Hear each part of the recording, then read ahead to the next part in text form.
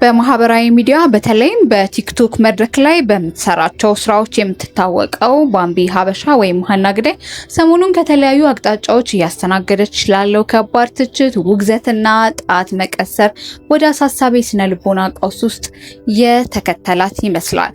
ባምቢ በቅርቡ በስቶሪዋ ላይ ያጋራችው ጽሁፍ እጅግ አሳሳቢና ትኩረት የሚሻ ነው። በጽሁፏ ላይ ባለጊዜው ደስ ይበለው፣ እኔም በጊዜ ከጌታዬ ጋር መሆን ይሻለኛል፣ እዛ እንደውም እህቴም ወንድሜም ይጠብቀኛል በማለት ተስፋ የመቁረጥና ህይወቷን የማጥፋት ሀሳብ እንዳላት የሚያመላክት ከባድ መልእክት አስተላልፋለች።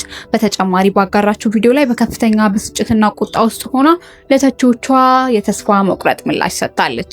ይህ አካሄዷን የሚያሳየው ከውስጥ እያሳለፈች ላለው ጭንቀት፣ ጫናና መረበሽ ምን ያህል ከባድ እንደሆነም ነው። በቅርቡ ተመሳሳይ ማህበራዊ ሚዲያ ጫና ራሷን ያጠፋችው ሌላኛዋን ቲክቶከር ቦኒን አሳዛኝ ክስተት ገና ሳንረሳ ባምቢ ተመሳሳይ መንገድ እንዳትከተል ከፍተኛ ጥንቃቄ ያስፈልጋል። እሷን ብቻ እንደ ኃጢአተኛ በመቁጠር በማግለል የሚደረገው ጫና በአፋጣኝ ሊቆም ይገባል። በዙሪያ ያላችሁ ቤተሰቦች፣ ጓደኞች፣ አብረዋት የሚሰሩና ቅርበት ያላቸው ሰዎች በአስቸኳይ ከጎኗ እንድትቆሙ በዚህም ፈታኝ ሰዓት የሞራል ድጋፍ ከመስጠት ባለፈ ፈጥና የአእምሮ ጤና ባለሙያ እርዳታ ወይም ሳይኮሎጂካል ሰፖርት እንድታገኝ ማድረግ የህይወት አድን እርምጃ ነው እያሉ ይገኛል ብዙዎች።